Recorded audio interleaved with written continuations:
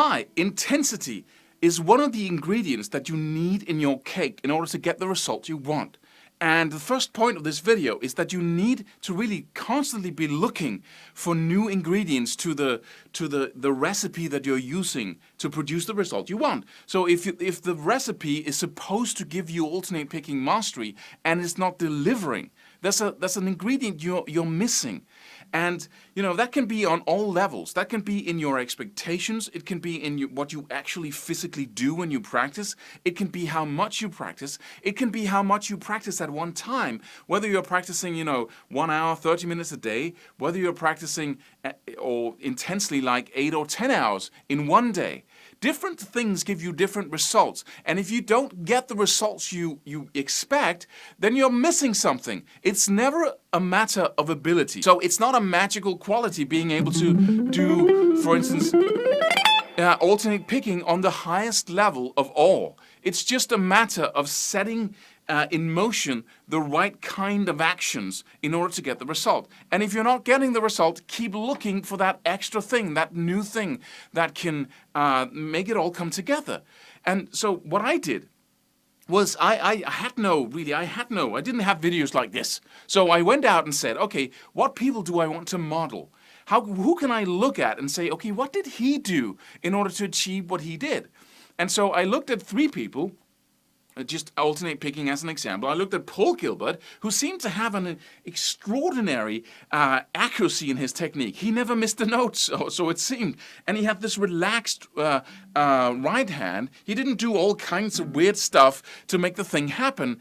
And he looked like it was the easiest thing in the world, and he was a great guy to listen to. So he was my first choice. And then we had Al Di Meola, seemed to have a very accurate technique, seemed to have the same kind of picking technique with no extra movements.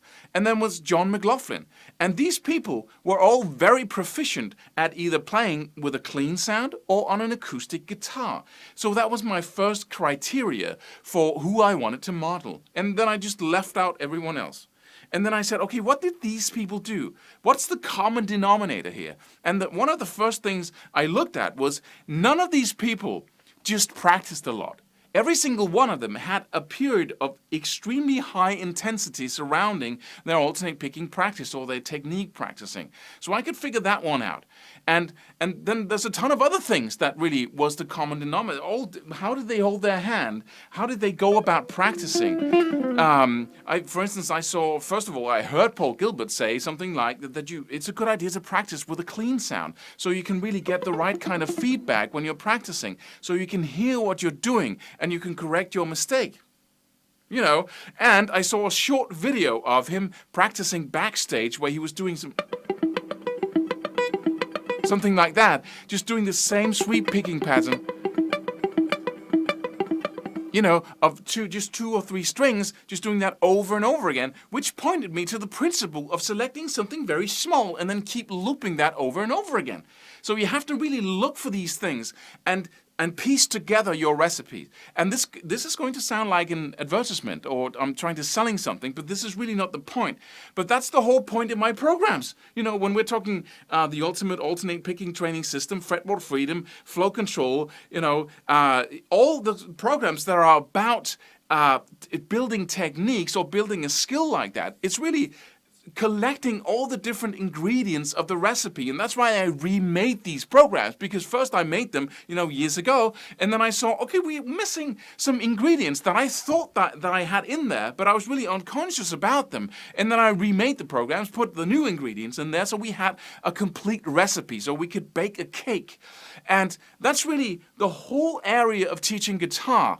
It's just lacking that, because most people develop different abilities, they develop different habits when they practice. We forget to tell people about it, and we forget to be conscious about what really happened when we succeeded in building that technique or whatever it is.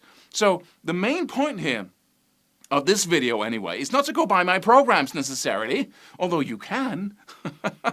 But the main point here is to just keep looking for that new thing, for that new, that can really make you, rush back to your practice session and go, oh, this is a cool thing. Let me try intensity in my practice schedule. Let me try looping that little pattern over and over again and doing that like a maniac, right? Just have some passion around it and really do it until you really get a result.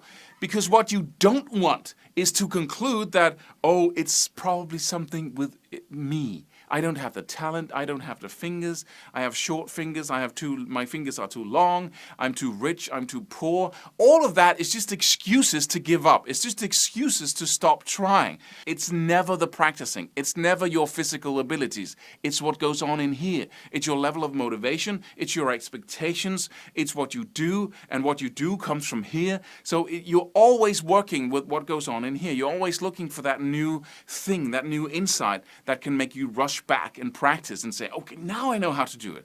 And then you go out and find the new insight and so on. I get a lot of questions on YouTube, Facebook sometimes. I did this and this and that, and I didn't get the result. Well, instead of going back and saying, then what do I do next? You just keep looking, keep working with this, keep getting that insight, and then go back and practice with a renewed sense of passion and hope that this time you're actually going to make it. And if you just keep doing that, keep looking, keep getting smarter, then I'm sorry, but then you get your result. So I hope this was valuable to you. Have fun practicing, and I look forward to seeing you in another video.